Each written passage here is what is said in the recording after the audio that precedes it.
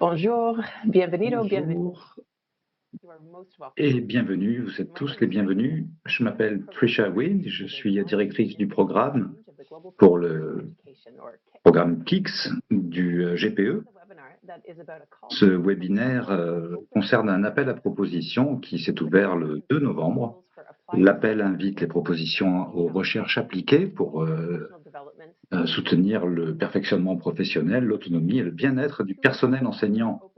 Et alors, ce sont deux appels qui sont ouverts en même temps. L'autre concerne l'éducation exclusive, et donc il y aura un séminaire demain sur ce thème-là. Pour ce qui est de l'ordre du jour aujourd'hui, à la diapositive numéro 2, je vais rapidement présenter le CRDI et les appels que nous finançons. Nous avons également un spécialiste avec nous qui va présenter les thèmes et les objectifs de cet appel.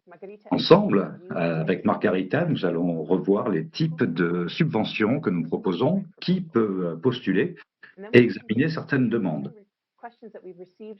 Nous allons ensuite répondre à des questions que nous avons reçues par email et ensuite nous aurons le temps de répondre à des questions supplémentaires que vous pourrez poser en direct pendant ce webinaire. On fera en sorte d'en répondre plus de questions que possible. Avant de commencer, quelques questions techniques. Ce webinaire est enregistré, il sera publié en ligne, mais seuls les présentateurs seront visibles dans l'enregistrement. En haut du webcast player, vous avez des options. Si jamais vous perdez votre connexion, vous pouvez cliquer sur l'icône d'actualisation qui est représenté par deux flèches. Si vous voulez suivre avec des sous-titres, vous pouvez cliquer sur la bulle avec un crayon, un petit icône. Pour les questions, vous pouvez utiliser le chat en français, en anglais ou en espagnol. Si vous avez besoin d'assistance technique, cliquez sur l'icône de point d'interrogation et un membre de notre personnel fera de son mieux pour répondre à votre problème.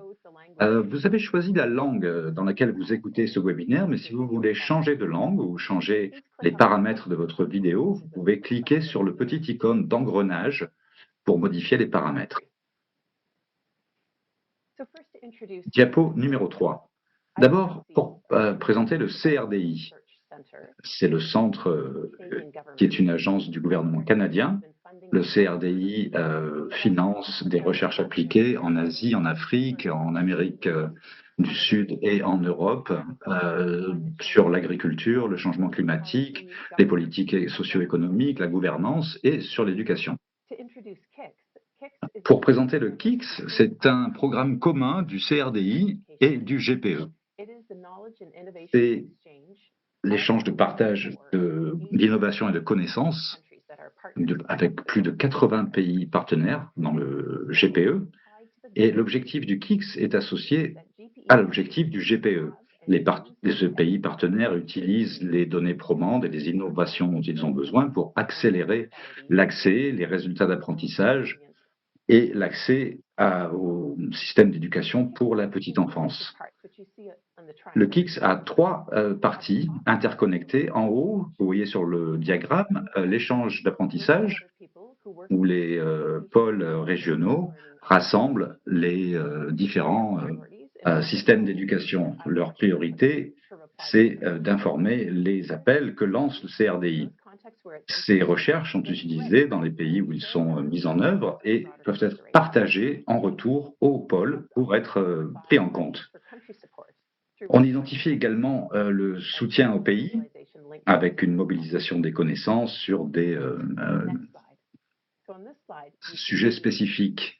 Alors, là, vous voyez sur la diapositive précédente les pays qui sont inclus dans cet appel. Ce sont les pays partenaires du GPE en Amérique latine, en Afrique, en Europe centrale, au Moyen-Orient, en Asie et au Pacifique. Vous voyez la liste complète des pays dans l'annexe A. Et je vais maintenant passer la parole à Margarita qui va nous exposer les objectifs plus précisément.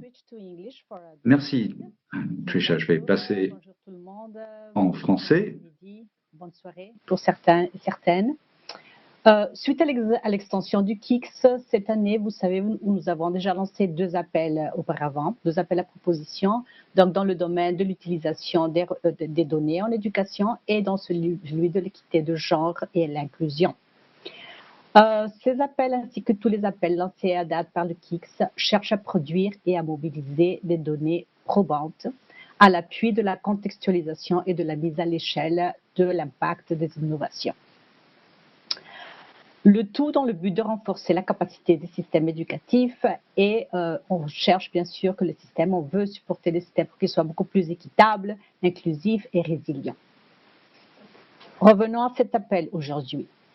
Il existe un consensus généralisé sur le rôle primordial que joue le personnel enseignant pour créer des environnements d'apprentissage favorables pour les enfants, pour que les enfants puissent vraiment apprendre dans des contextes d'inclusion. Mais la grande question, c'est comment soutenir les enseignants de manière pertinente. Il y a eu beaucoup d'initiatives, bien sûr. Une étude exploratoire récente commandée par le GP, Global Partnership for Education, KICS, résume des priorités clés qui ont été identifiées par les parties prenantes de l'éducation dans les pays qui sont partenaires du KICS, du Global Partnership for Education. L'étude se concentre sur deux sous-thèmes principaux que vous avez trouvés sur l'appel, la formation et le perfectionnement du personnel enseignant et aussi la gestion de ce personnel enseignant. L'étude a mis en évidence, bien sûr, certains aspects qui contribuent à soutenir les enseignants de leur travail, c'est ce qu'on cherche, et ce, dès le début de leur carrière. Il est essentiel, par exemple, de lier la théorie à la pratique. Ça a été vraiment souligné dans beaucoup d'études en plus. Il s'impose aussi de revoir ce qui se passe avec le perfectionnement des enseignants en service. Aussi, il faut trouver de nouvelles voies qui favorisent la participation, la création conjointe et la mise en place d'environnements d'apprentissage collaboratifs. Rien de nouveau, mais la confluence de ces facteurs, on le sait, peut favoriser une capacité d'action, ce qu'on appelle agency en anglais. Le terme a été traduit ici par une capacité d'action des enseignants, et pour favoriser le bien-être du personnel enseignant avec un impact sur ses compétences et sur la qualité même de l'enseignement. Next slide. Alors, dans cet appel, nous avons identifié un défi particulier. Donc, afin de cibler les facteurs clés dans le soutien aux enseignants, cet appel vise à générer, d'abord, il invite à soumettre des propositions de recherche qui visent à relever et à générer, mobiliser des données probantes, toujours ça, pour contextualiser et mettre à l'échelle l'impact d'approches innovantes qui soient vraiment prometteuses ou qui aient déjà été prouvées et prouvées.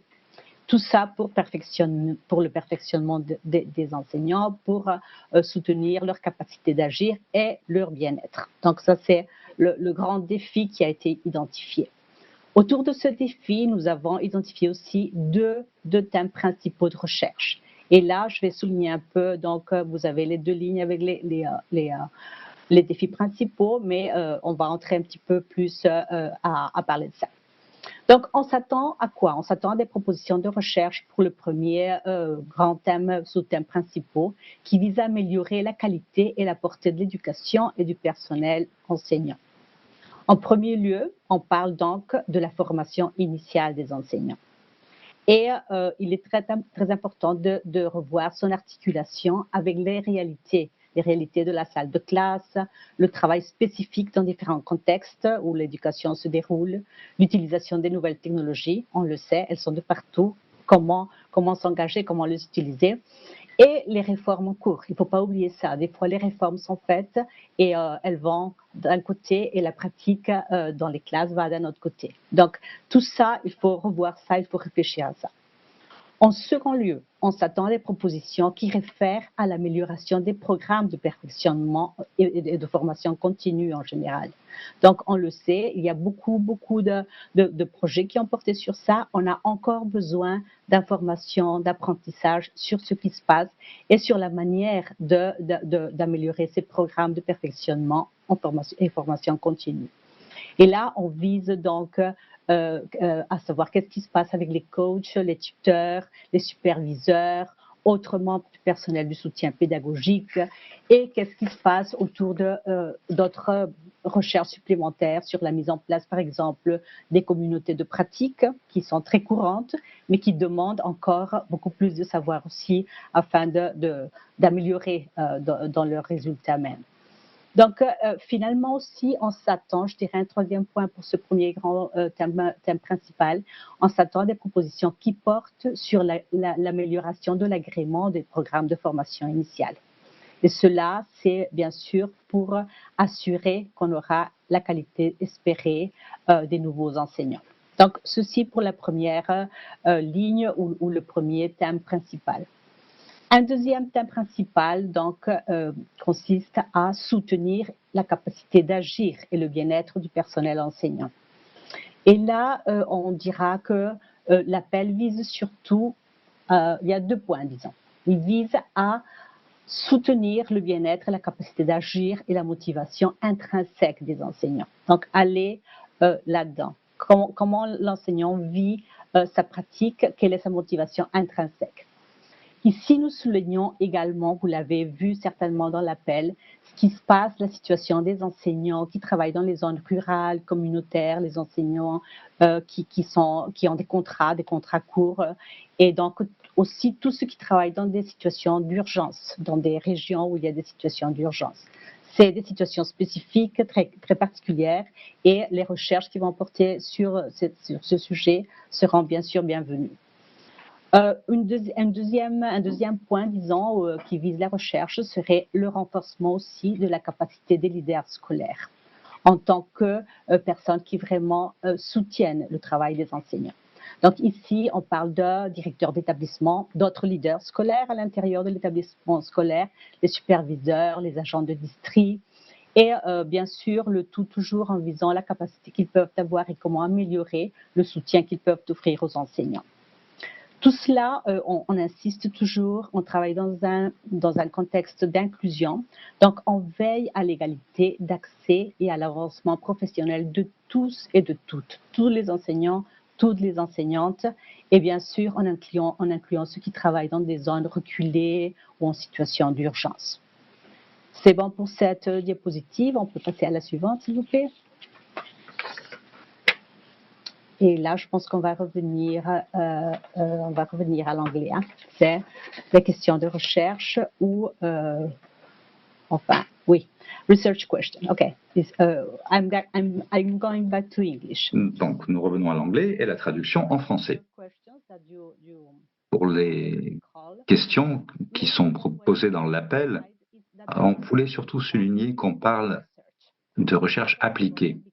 Très important parce qu'on veut avoir des résultats qui aident vraiment les gouvernements et d'autres organisations à mettre en œuvre des changements et utiliser l'innovation. Donc ce n'est pas une discussion théorique qui prendra des années, mais vraiment de la recherche appliquée. Vous avez les questions de recherche, donc je ne vais pas entrer en détail sur celles-ci. Il y a des questions générales dans l'appel. C'est comment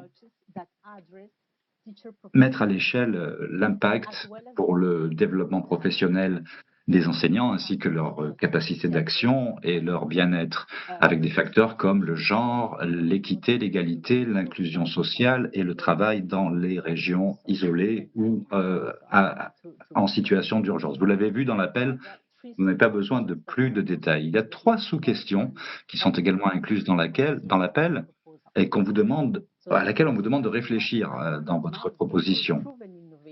Alors, quelles sont les innovations éprouvées qui ralentissent le perfectionnement professionnel des enseignants et leur bien-être? Comment ces innovations peuvent être adaptées, mises à l'échelle, mises en œuvre de façon durable? N'oubliez pas que nous cherchons toujours des adaptations positives. Et quels sont les facteurs qui permettent d'encourager ou alors, au contraire, de ralentir la mise en œuvre de ces innovations? Donc, je ne veux pas en dire beaucoup plus, c'est très concret. Vous avez ça dans l'appel à proposition. Donc, on peut passer à la diapositive suivante qui parle des objectifs de l'appel. Encore, je vais passer très rapidement. Vous voyez que les objectifs de l'appel Alors, ce qui est très important ici, c'est de saisir que ces objectifs doivent être adaptés aux objectifs de la proposition. Donc, ces 3 objectifs, vous pouvez les utiliser et les convertir en utilisant votre sujet de choix. Donc, juste pour insister un peu là-dessus, les objectifs de l'appel sont de générer des données probantes sur la manière d'accroître les répercussions des approches innovantes, prometteuses ou éprouvées pour relever les défis du perfectionnement professionnel, de l'organisation du bien-être et du personnel enseignant. Ensuite, renforcer la capacité des intervenants concernés à utiliser ces connaissances et ces innovations. C'est très important. On veut vraiment que les gens adoptent ces nouvelles pratiques et innovations. Et puis, il faut également avoir recours aux données probantes pour améliorer les politiques et les pratiques dans les systèmes d'éducation. Ça aussi, c'est très important parce que l'idée, c'est de partager avec les autres tous les apprentissages que ces projets de recherche vont apporter aux équipes de recherche. Diapositive suivante. Alors, je pense que la parole me revient. Maintenant, Margarita, on va passer à ce qu'on recherche dans cet appel, c'est-à-dire les aspects qu'on va couvrir sont dans l'appel détaillé qui est disponible en ligne. On a beaucoup de questions sur qui est éligible à postuler. Donc, on va commencer par ça. Les propositions peuvent être soumises par des institutions individuelles ou des consortiums, jusqu'à 3 organisations ensemble. Ça peut inclure, par exemple, les instituts de recherche, les universités, les think tanks, les réseaux, les associations, les organisations de la société civile à but non lucratif ou du secteur privé. Les propositions qui incluent des partenaires du secteur privé doivent faire la preuve que ce soit en matière de savoir-faire technique, peuvent contribuer au projet. Les organisations doivent être enregistrées ou incorporées, que ce soit au niveau national ou international. Ils doivent avoir un statut légal indépendant, donc être capable de rédiger des contrats à leur nom, de recevoir et de gérer des fonds et d'avoir l'autorité de diriger des activités proposées par le projet. Les postulants doivent avoir une présence forte dans le secteur de l'éducation, dans les pays partenaires du GPE. Alors, qui n'est pas éligible? Les individus. Les individus ne peuvent pas postuler, ni les ministères gouvernementaux, ni les agences gouvernementales, ni les fournisseurs commerciaux de services éducatifs.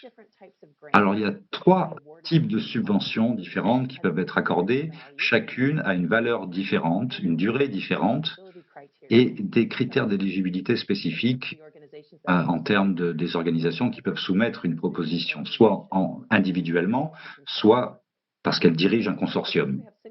Donc, on a d'abord les projets pour un seul pays, jusqu'à 500 000 $ canadiens, durée jusqu'à 2 ans, et peuvent être soumises par des organisations nationales basées dans le pays ciblé.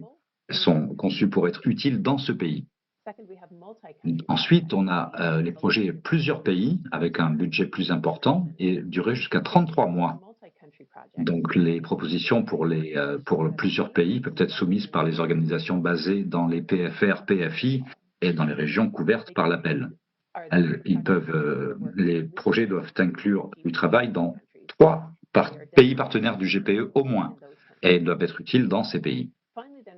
Et enfin, nous avons les subventions régionales ou internationales avec un budget de jusqu'à 2 millions de $, durée 33 mois, et peuvent être soumises par toute organisation qui répond aux critères d'éligibilité.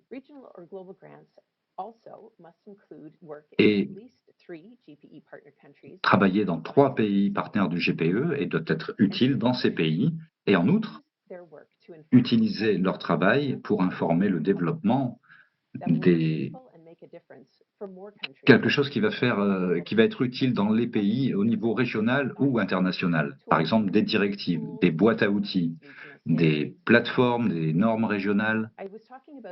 Je parlais de l'éligibilité des organisations qui dirigent ces projets, mais n'importe laquelle de ces subventions peuvent avoir des propositions venant de consortiums. Et les membres de ce consortium peuvent être de n'importe quel pays, du même pays que l'organisation qui dirige ou d'un autre pays, PFR, PFI, ou d'un autre pays. Comme le KICS a été conçu pour l'apprentissage interpays, on préfère les subventions pour plusieurs pays. Les subventions uniques sont prises en compte également. Elles seront envisagées quand elles proposent une opportunité particulière. Je veux aussi vous dire que le KICS donne la priorité de son financement aux pays à faible niveau de revenus. On passe à la diapositive suivante. Alors, je vais couvrir plusieurs choses dans cette diapositive. D'abord, il est très important pour nous que les recherches qu'on finance soient pertinentes, importantes pour les systèmes éducatifs. Donc, les propositions doivent faire la preuve de la façon dont elles sont liées aux priorités et comment elles vont travailler avec les parties prenantes, y compris les personnels des ministères de l'Éducation. On cherche des données probantes sur ce point. Alors, ça peut être une lettre des parties prenantes pertinentes qui indiquent leur approbation. Si ce n'est pas possible, les propositions doivent faire la preuve de leur lien avec le secteur concerné ou d'autres documents de stratégie, dire comment elles travaillent avec des agences gouvernementales. On va également chercher des autres données probantes que les postulants travaillent dans le pays et qu'elles ont des interactions. Will be expected to undertake research for development, which is designed to build evidence, strengthen capacity, and mobilize. Deuxièmement, on s'attend à ce que les projets travaillent sur les connaissances. Ils devraient être axés sur les problèmes et l'action. On s'attend également à ce qu'ils satisfassent une norme de qualité énoncée dans le cadre qualité de la recherche, plus QR+, du CRD, dont le lien est fourni dans le document de l'appel. La recherche de type QR+, est méthodologiquement robuste, elle est pertinente et importante, elle est éthique, elle intègre les connaissances locales, elle fait la promotion de l'égalité des sexes, de l'équité et de l'inclusion et est positionnée pour être utilisée. Le troisième aspect, c'est que les propositions doivent se concentrer sur des approches innovantes, prometteuses ou éprouvées qui ont le potentiel d'être mises à l'échelle, de faciliter un changement transformateur dans les pays partenaires du GPE. Qu'entendons-nous par innovation? L'innovation peut être une combinaison d'outils, de pratiques, de politiques, de programmes, de technologies, d'approches, de plateformes ou autres interventions. La combinaison de ces différents éléments peut varier selon le contexte. Nous encourageons les candidats sur les interventions culturellement pertinentes et qui soient adaptées au contexte, qui soient réalistes, rentables et évolutives. Les innovations, les candidats doivent prouver que ces innovations peuvent être efficaces, elles peuvent venir du contexte national ou de l'extérieur de ce contexte national. La question essentielle dont Margarita a parlé partent sur l'impact de la recherche. Donc, la mise à l'échelle doit être intégrée dans les méthodologies. La recherche doit intégrer l'adaptation aux besoins, contextualisation, etc. Le soutien au développement des compétences des candidats ou des bénéficiaires, faire une analyse également des coûts, la réalisation. Et puis, les propositions doivent également adopter une approche critique de la mise à l'échelle. Plus grand n'est pas toujours mieux. La mise à l'échelle est censée être un processus d'amélioration de la portée avec les solutions, les avantages que les innovations peuvent apporter au système éducatif. Dans le document d'appel, vous trouverez des liens vers des ressources qui développent plus loin ce sujet. La promotion également de l'égalité des sexes, l'équité, de l'inclusion sont au cœur des questions relatives au système des données, à l'utilisation des données. Et donc, si vous voulez réfléchir à où est-ce qu'on devrait inclure tout cela, réfléchissez à l'expertise dans les projets, les questions de recherche, la méthodologie conçue, la théorie du changement et le changement attendu également et la mobilisation. Les propositions qui ne tiennent pas compte du genre ne seront pas prises en considération. S'il vous plaît, regardez les documents de l'appel où vous allez trouver ce type de détails. Enfin, les projets financés dans le cadre de cet appel seront invités à participer à des activités conjointes d'apprentissage et de synthèse avec d'autres projets KICS. Ils seront tenus d'établir un lien avec d'autres projets à KICS et d'en tenir compte dans leur stratégie de mobilisation. Donc, ils doivent s'attendre à faire partie de KICS et en termes de budget, réfléchir à qui peut faire partie de ces projets. À vous de nouveau, Marguerite. Oui, merci. Je vais passer donc à la prochaine diapo sur ce qu'on cherche dans les propositions. Donc, vous pouvez voir ici les détails des critères d'évaluation dans le document d'appel. En résumé, je peux dire que nous cherchons des propositions solides qui abordent directement les défis décrits dans l'appel, parlent des priorités, du contexte des pays partenaires du GP choisi et présente une stratégie convaincante pour y faire face.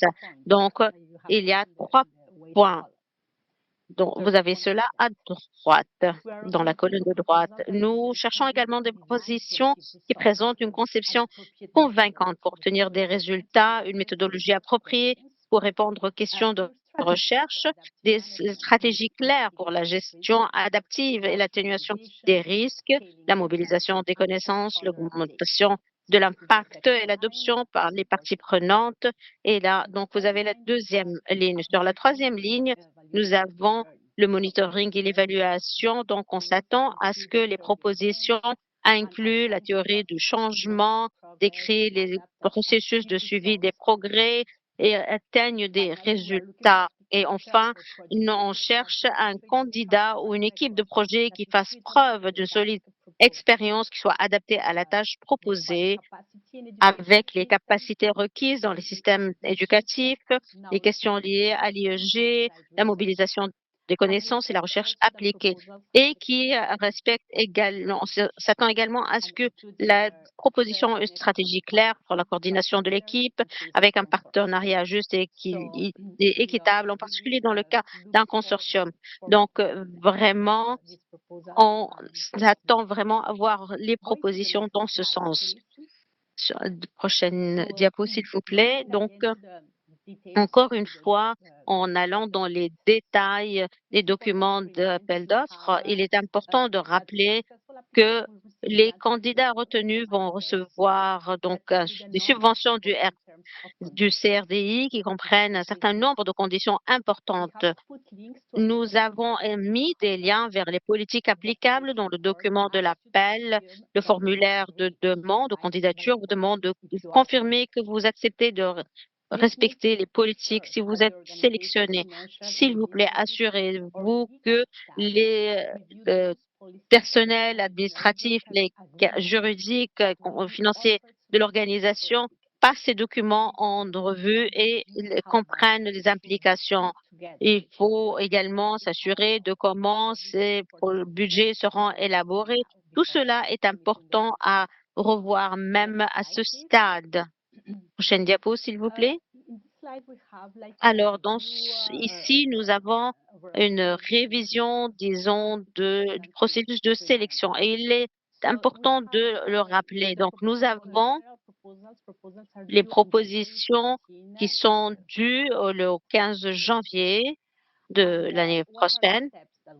Et quelles sont les étapes qui seront suivies? Donc, le CRDI va examiner toutes les propositions soumises pour s'assurer qu'elles répondent aux critères d'admissibilité et qu'elles comprennent tous les documents de demande ou de candidature nécessaires. Ensuite, le CRDI les examinera en fonction des critères d'évaluation que j'ai mentionnés plus tôt.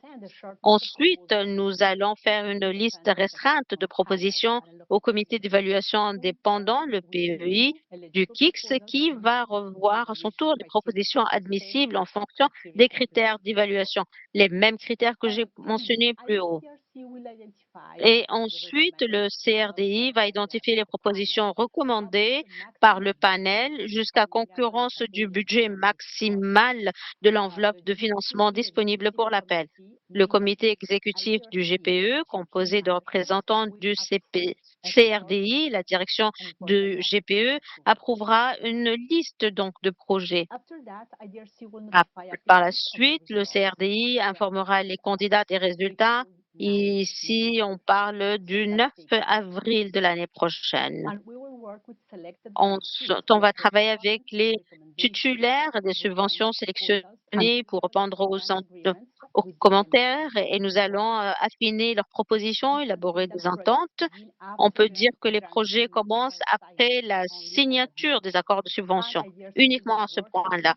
Et le CRDI travaillera alors avec les titulaires ou les bénéficiaires des subventions pour les orienter davantage sur une période de 3 mois, ce qu'on appelle la phase de lancement. Au cours de cette période, les responsables du programme vont travailler sur les autres aspects de théorie de changement et ils vont donner plus d'orientation sur d'autres exigences telles que la mise à l'échelle, l'IEG, la mobilisation des connaissances, etc. Alors, Trish, vous voulez parler du consortium? Alors, maintenant, nous allons sur les questions et la partie questions-réponses. Oui, merci. Alors, maintenant, on revient aux questions que nous avons reçues par email. Pourquoi on reçoit des questions qui sont très spécifiques à telle organisation ou tel contexte? Ce qu'on fait ici, c'est qu'on donne une version plus générale peut-être de ces questions afin que les réponses soient plus utiles à un plus grand nombre de candidats. Donc, nous avons reçu beaucoup de questions concernant les consortiums et donc, comme nous l'avons dit, les propositions peuvent être présentées par des individus, des organisations ou des consortiums. Alors, il faut quelles sont les exigences par rapport aux organisations leaders, quels sont les rôles et responsabilités et est-ce qu'il peut y avoir plus de partenaires que les 3 convenus? Alors, en termes de ce qu'on cherche, les consortiums doivent couvrir l'expertise requise dans le cadre du projet de recherche. Marguerite a parlé de la capacité des organisations. Regardez tout cela et envisager comment tout cela peut être couvert par les différents membres du consortium. Quand on regarde les exigences pour l'organisation leader ou principale, on va regarder les aspects d'éligibilité spécifiques aux subventions. Est-ce qu'il y a donc des spécificités ici? En plus, toutes les organisations principales, on cherche également la capacité à gérer une subvention d'envergure d'un point de vue financier opérationnel. On cherche également la présence sur le terrain, l'expérience thématique dans le sujet de la proposition, la capacité à coordonner plusieurs partenaires et membres d'un consortium, la capacité à participer à l'échange et aux activités dont j'ai parlé tout à l'heure. Et puis, une organisation principale doit être une entité indépendante, légalement constituée, capable de s'engager en son nom et en son propre nom. L'organisation principale signe l'entente de subvention avec le CRDI et les contrats donc de sous-traitance ou de sous-subvention avec les autres organisations. Ce n'est que dans des circonstances exceptionnelles que le CRDI envisagerait d'accorder des subventions distinctes avec un partenaire de consortium. Les copartenaires doivent considérer, donc faire preuve ils doivent avoir la responsabilité dans le champ spécifique et ils doivent revenir à l'autorité de l'organisation principale en termes de responsabilité. Pour la 4e question, oui, vous pouvez inclure d'autres partenaires dans vos plans. Peut-être que vous voulez inclure des associations d'enseignants ou des syndicats, des ONG pertinentes, des personnes ayant une expertise spécifique. Vous devez réfléchir aux parties prenantes qui sont concernées par les objectifs de votre projet et à la meilleure manière de les impliquer, peut-être avec des ministères ou les agences qui travaillent sur l'éducation et ils seraient des partenaires stratégiques. Margarita, à vous la parole. D'accord, merci Trisha. Alors, nous avons également beaucoup de questions. Je vais passer à la prochaine diapo où nous avons justement 4 autres questions. Alors, est-ce que les organisations du secteur privé est-ce qu'elles peuvent être candidates? Oui, à l'exception des fournisseurs à but lucratif de services éducatifs, c'est-à-dire les grandes chaînes d'écoles privées. Les propositions qui incluent des acteurs du secteur privé doivent démontrer comment les ressources du secteur privé vont contribuer au projet. Par exemple, on parle ici d'un savoir-faire financier ou technique. Deuxième question.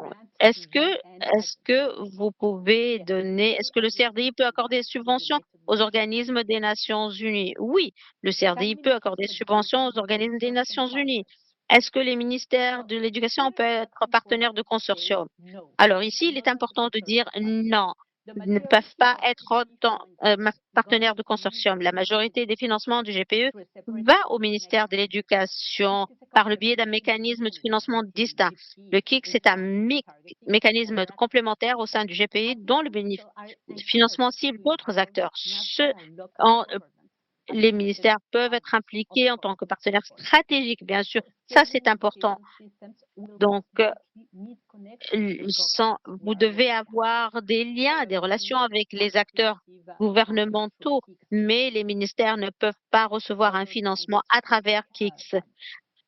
Mais ils peuvent être des partenaires stratégiques. Dernière question. Est-ce que les bénéficiaires actuels du KICS ou du GPE est-ce qu'ils peuvent postuler? La question est très courte et oui, ils peuvent effectivement. Trisha, à vous la parole pour la prochaine diapo. Donc, pour continuer sur les questions d'éligibilité, est-ce que les pays ou les organisations dans les régions faibles ou à moyen revenu être postulées? Oui. Est-ce que les organisations basées dans des régions qui ne sont pas des partenaires GPE? Et encore une fois, la réponse est oui. Margarita? Oui. C'est la dernière diapo sur l'éligibilité. Est-ce que donc les bureaux dans les pays multi-pays, est-ce qu'ils peuvent être partenaires? Oui. Alors, les subventions sont dirigées vers les organisations à revenus faibles et intermédiaires, dont le Sud global. Donc, beaucoup d'organisations internationales intéressées, ONG ou autres, ont des bureaux nationaux régionaux dont les accords de subvention sont gérés par un siège qui est en Europe ou en Amérique du Nord ou ailleurs. Ces bureaux nationaux ou régionaux ne sont pas éligibles pour demander ou postuler à des subventions dans un pays ou dans plusieurs pays. Alors, prochaine diapo, on parle ici de la localisation. Est-ce que les projets, les projets multi-pays et régionaux mondiaux peuvent comprendre des travaux sur le terrain dans plus de 3 pays? Non, il faut que cela porte uniquement sur les pays partenaires GPE. Est-ce qu'il y a une préférence pour les cadres humanitaires? Non, nous n'avons pas de préférence dans ce sens. Comment est-ce qu'une organisation peut faire montrer ou démontrer qu'elle a une préférence dans un pays cible, comme cela a été mentionné plus tôt? Ça peut être à travers un courrier d'un ministère ou d'un autre acteur important ou par exemple, à travers un partenariat compact avec des documents stratégiques ou de planification ou des stratégies existantes. Nous avions une question sur si les candidats doivent soumettre leurs applications ou leurs soumissions en ligne. La réponse est oui. Il y a sur le site du IDRC, il y a donc un lien où vous allez trouver les documents pour pouvoir soumettre vos propositions et le formulaire en ligne.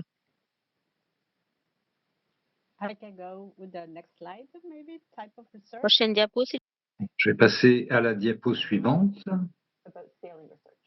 Alors, On a reçu des questions sur la recherche de la mise à l'échelle. La recherche qu'on finance est conçue pour s'appuyer sur des choses existantes, donc pour mobiliser les connaissances sur la façon de mettre à l'échelle l'impact de projets qui existent déjà. Donc le financement qu'on propose, c'est vraiment pour la recherche. Donc quand l'appel dit que nous n'allons pas financer la mise en œuvre, ce qu'on veut dire, c'est qu'on ne peut pas payer pour l'intégralité des coûts de l'innovation, mais sur les coûts de la recherche pour soutenir la mise à l'échelle. Par exemple, une approche développée par une ONG et un ministère de l'Éducation qui essaye de l'intégrer dans son système public. La recherche peut tester comment ça peut être contextualisé pour que ça fonctionne dans un système public avec des modèles à différentes échelles, ce que ça coûte et comment les coûts évoluent à différentes échelles.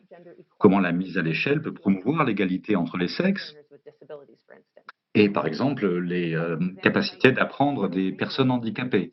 Alors, un institut de formation des enseignants peut-être a trouvé un projet qui fonctionnait et cherche des opportunités pour l'améliorer. Ou alors, un système qui a été mis en œuvre au niveau national et la question, c'est comment est-ce qu'on peut approfondir cette mise à l'échelle au niveau des districts, des écoles. Donc, il y aura beaucoup de questions de recherche sur la façon de mettre en place ce système pour différents utilisateurs, différents contextes et différents usages. Donc ça, c'est le genre de recherche de mise à l'échelle qui nous intéresse en termes de financement. Alors, les coûts opérationnels, les coûts de fonctionnement sur les pays plus fragiles, ça peut être très élevé. Et si ça dépasse le plafond, non. On ne peut pas dépasser le plafond qui est imposé. On a une question sur les coûts administratifs. Alors, les coûts indirects de projet consistent de coûts administratifs qui ne sont pas directement liés à la mise en œuvre de la recherche. Ça peut inclure les salaires, les avantages de personnel qui gère le projet. Les télécommunications, l'utilisation d'ordinateurs pour la comptabilité ou l'administration. Et le CRDI va alors couvrir jusqu'à 13% de tous les coûts inclus dans ce budget et gérés par le récipiendaire, le bénéficiaire. Il y avait une autre question sur les fonds. Alors, les matched funds sont obligatoires, par exemple des dons en nature, d'équipements, d'infrastructures, de coûts généraux. Ça peut également impliquer de l'argent liquide, des subventions reçues par des autorités nationales ou provinciales de votre pays, et sont inclus dans la section de contribution des projets. Margarita, je pense que c'est à vous. Alors, excusez-moi, les types de recherche. C'est la diapo suivante? Alors, on va passer à la diapo suivante. Donc, Margarita retrouve ses notes sur les zones de ciblage. Donc, parce que j'avais une question, moi, liée... Alors, je crois qu'on n'a pas la bonne diapositive. Je vais vous parler de ce sujet. On a, pour répondre à cette question, les biens publics dans l'éducation, les outils, les services, les initiatives qui offrent des avantages dans le domaine de l'éducation. Ces biens sont considérés comme publics parce qu'ils sont disponibles. Donc, on peut prendre l'exemple des boîtes à outils, les plateformes en ligne, qui sont des biens publics. On a reçu des questions aussi sur les méthodologies des projets à financer.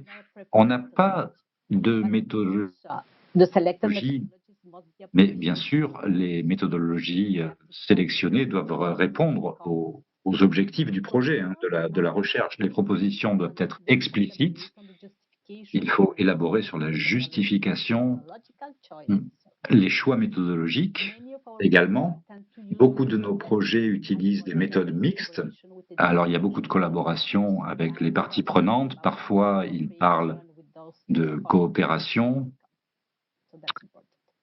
Et ça, c'est également très important. L'autre question concernait les propositions, si les propositions peuvent s'appuyer sur de la recherche préalablement financée par le KICS. Bien sûr, les projets peuvent s'appuyer sur des recherches qui ont déjà été financées par le KICS.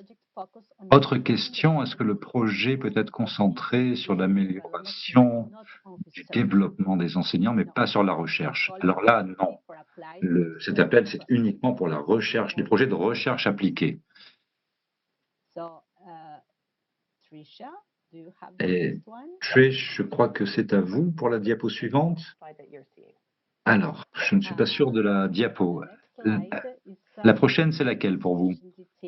Les détails d'envoi des propositions, vous l'avez déjà fait, et je crois que nous avons manqué quelques diapositives. Peut-être on peut passer aux zones de ciblage, areas of focus en anglais.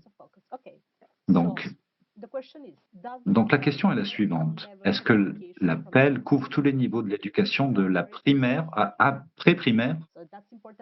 Alors ça, c'est important de préciser que le KICS se concentre sur la petite enfance et l'éducation secondaire et la formation des enseignants. C'est pour ça que vous pouvez, dans cet appel aussi, inclure des projets qui ont un trait à le perfectionnement des enseignants. Les propositions doivent-elles couvrir plusieurs équipes, tant que c'est pertinent par rapport au projet? Une légère confusion quant aux diapositives. Alors, le nombre de propositions, si on a la diapo suivante, une organisation peut-elle soumettre plus d'une proposition dans le cadre de cet appel à propositions? Il n'y a pas de limite au nombre de propositions qu'une organisation peut soumettre, que ce soit en tant qu'organisation principale ou membre d'un consortium. Est-ce qu'une organisation peut proposer des projets sur la petite enfance? Alors oui, une organisation peut postuler aux deux appels à proposition. Si le projet proposé se situe à l'intersection de deux appels, à quel appel doit-il être soumis? Alors, c'est à la discrétion du postulant de sélectionner l'appel qui convient et qui convient le mieux à votre projet. Alors, vous devez uniquement soumettre votre proposition à un appel. Diapo suivante, s'il vous plaît. C'est à vous, Trisha. Alors, à partir de là, nous allons traiter des questions que vous nous envoyez en direct, en ligne. Et pour envoyer une question, vous devez cliquer sur le bouton « Participer » sur le webcast player et vous devez rentrer votre adresse email et rédiger votre question, puis appuyer sur « Envoyer ». Nous avons des collègues qui recueillent les questions, qui nous les envoient et nous allons maintenant examiner certaines des questions qui nous sont déjà parvenues. Donc, la première, c'est est-ce qu'on adapte les questions de recherche aux objectifs? Oui, donc regardez les questions de recherche et des objectifs du projet et adaptez-les à votre proposition particulière, à votre domaine spécifique. Margarita, à vous. Margarita, is it permissible for an organization to be featured in multiple proposals? Une organisation peut prendre part à plusieurs propositions, c'est-à-dire assumer différents rôles. Par exemple, donner un coup dans un consortium pour une subvention et apporter un soutien technique dans une autre proposition. Oui, la réponse est oui. Il est acceptable pour une institution de soumettre plus d'une proposition et être impliquée à différents rôles. Une autre question, oui, allez-y. Pardon, allez-y. Est-ce que les organisations de différents pays peuvent porter leurs propositions ensemble, par exemple une du Sud global et une autre du Nord global? Oui, certainement un consortium avec de différentes régions, bien sûr, peuvent soumettre, et bien sûr, pour les projets à un seul pays, le leader doit être situé dans un pays à revenu moyen à faible. Question, est-ce que nous devons inclure tous les trois aspects, développement professionnel des enseignants, agences et bien-être? La réponse est non. Vous n'êtes pas obligé de vous intéresser à tous les thèmes ou sous-thèmes. Vous choisissez un thème ou un sous-thème ou plusieurs. Certains projets répondent de manière forte à plusieurs sous-thèmes ou que vous ayez vous focaliser sur un seul ou plusieurs thèmes, ça ne va pas avoir un impact sur l'évaluation de la proposition. Alors, une autre question liée à l'argent. Quels sont les budgets totaux pour le TP et le ECCE? Alors, le financement total pour les deux appels est de 20 500 000 dollars canadiens. La question, quelle est la tendance générale de la recherche financée par KIX? Est-ce qu'il s'agit d'innovation d'organisations locales ou globales, de chercheurs ou d'experts? Alors, la recherche KIX implique à la fois des organisations globales et locales. Nous encourageons les organisations du Sud global à candidater et nous donnons la priorité à ces applications ou ces propositions. Historiquement, 70% des subventions ont bénéficié au Sud global. Donc, les projets de KIX impliquent des institutions qui engagent des chercheurs et des experts qui travaillent ensemble. Donc, ce n'est pas l'un ou l'autre, c'est plutôt les deux en même temps. Alors, je reviens à une autre question également. Quels sont les types de produits de connaissances? Est-ce que vous vous attendez à avoir sur ces projets? Alors, chaque projet est supposé développer une stratégie de mobilisation de savoir ou de connaissances, et des résultats qui vont être développés dans le cadre d'une stratégie. Les résultats doivent être créés avec les utilisateurs de cette connaissance à l'esprit. C'est un point clé. Étant donné cela, ils peuvent varier. On peut avoir des résultats qui sont différents avec des stratégies différentes, des rapports d'évaluation, par exemple, donc des études de référence ou de mi-parcours, etc., adaptation, des stratégies de contextualisation, des documents de formation, des podcasts, des cours ouverts, etc. Il y a tout un ensemble de possibilités. Notre question est arrivée. Est-ce que vous envisagez des subventions multi-pays pour 2 pays uniquement et non pas 3? Non. Les subventions multi-pays doivent cibler 3 pays ou plus avec une pertinence spécifique à la priorité spécifique de ces pays. Alors, on va prendre une pause un instant. Nos collègues travaillent pour recevoir vos questions et nous les envoyer au fur et à mesure. Donc, on va s'arrêter une seconde en attendant d'avoir la prochaine réponse. Marguerite, est-ce que vous voulez expliquer comment est-ce qu'on traduit donc l'expression agence d'enseignants? Oui, on a eu un problème à traduire cela dans les appels. Alors, qu'est-ce qu'on veut dire par agence dans cet appel? Le mot en anglais et le français ou en espagnol, c'est plus difficile de trouver l'expression exacte. Donc, il est important de préciser que le concept ici, il s'agit de la capacité des groupes à agir et devenir des agents dans un environnement spécifique. On parle des enseignants, bien sûr. Cela inclut la capacité, la possibilité d'inclure dans un environnement spécifique, d'avoir la capacité, les ressources pour remplir leur potentiel, leur croissance professionnelle. Ça, c'est important. Et ça, c'est dans les 3 langues. C'est la même idée. On parle donc de cette capacité d'agir. On a bien sûr l'idée de l'autonomie et également lier tout cela pour améliorer l'autonomie professionnelle et la croissance professionnelle. Est-ce qu'on a d'autres questions?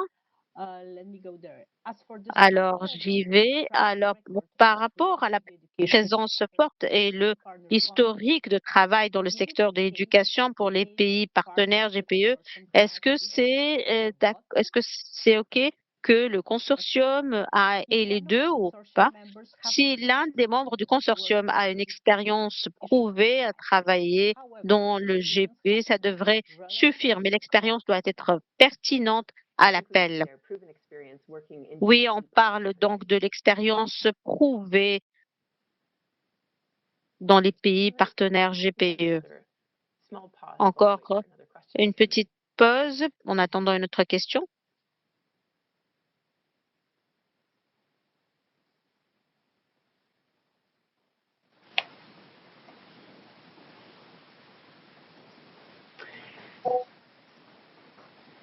The question is, what are La admissible question, c'est qu'est-ce qui est admissible ou non admissible en tant que dépense? Donc, pour une liste des dépenses éligibles, vous pouvez vous référer aux directives du CRDI et pour les informations générales, au guide de financement du CRDI. Vous trouverez des liens dans le document de cet appel. Il y a beaucoup de directives disponibles en ligne sur ces questions. Donc, encore une fois, si vous regardez notre site web CRDI, vous trouverez sous la rubrique financement ces deux appels à propositions avec des liens vers les documents et vous trouverez toutes sortes de liens à ce niveau-là sur des directives très détaillées.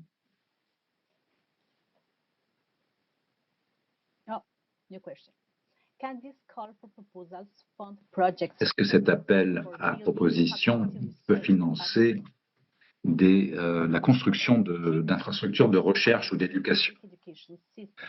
Donc, le KICS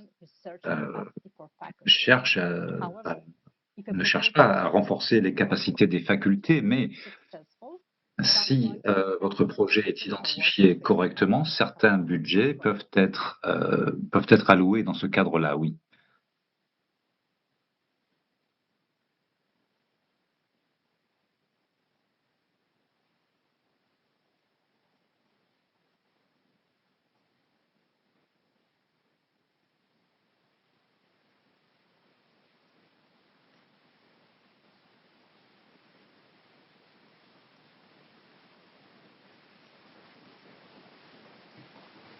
That means that the call is very clear. Alors, We have not...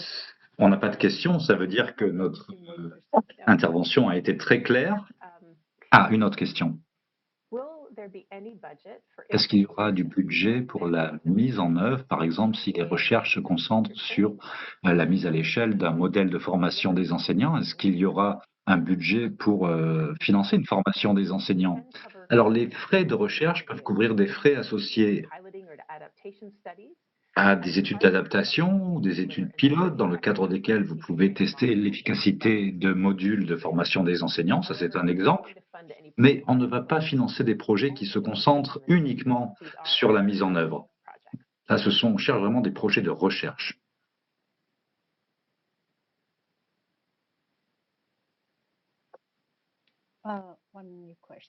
Une autre question?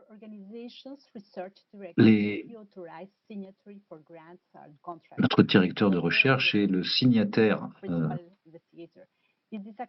Est-ce que c'est accepté pour le candidat? Oui.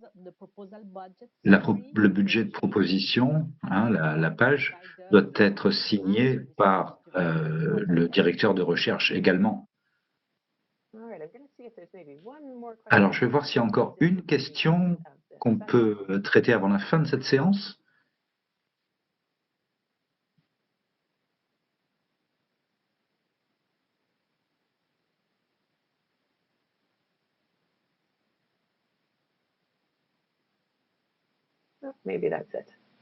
Non, je crois que c'est tout. Donc, si on peut passer à la diapositive suivante. Ah, pardon, je vois encore une question qui arrive.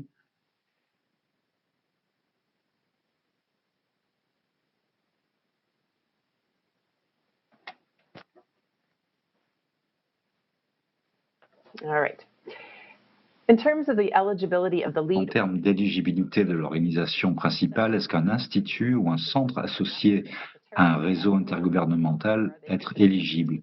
Ou est-ce qu'ils sont considérés comme faisant partie du gouvernement?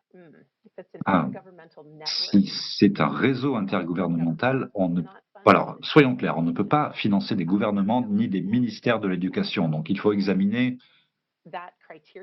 ce critère très précisément et vous assurer que le financement ne va pas vers le ministère de l'Éducation. Est-ce que les institutions comme les universités sont considérées comme commerciales? En général, non. On ne considère pas les universités privées comme des organismes commerciaux, mais ça dépend de leur statut. Alors, nous allons devoir nous arrêter et revenir à la diapositive finale. Nous sommes arrivés à la fin de cette heure. Comme je l'ai dit, nous allons mettre à jour la fac, le document de la fac, suite à ce webinaire au cours des semaines qui viennent. Donc, si vous avez envoyé une question aujourd'hui qui était pertinente pour d'autres, nous allons l'ajouter à ce document de fac et nous vous demanderons de lire ce document. Votre question aura peut-être une réponse. Merci beaucoup pour votre intérêt envers le KICS et cet appel à propositions. Nous avons hâte de lire vos propositions. Je rappelle les dates clés. 15 janvier 2024, c'est la deadline pour envoyer les propositions et la sélection finale sera révélée le 9 avril 2024. Merci pour votre attention et j'ai hâte de lire vos commentaires. Merci beaucoup. Thank you.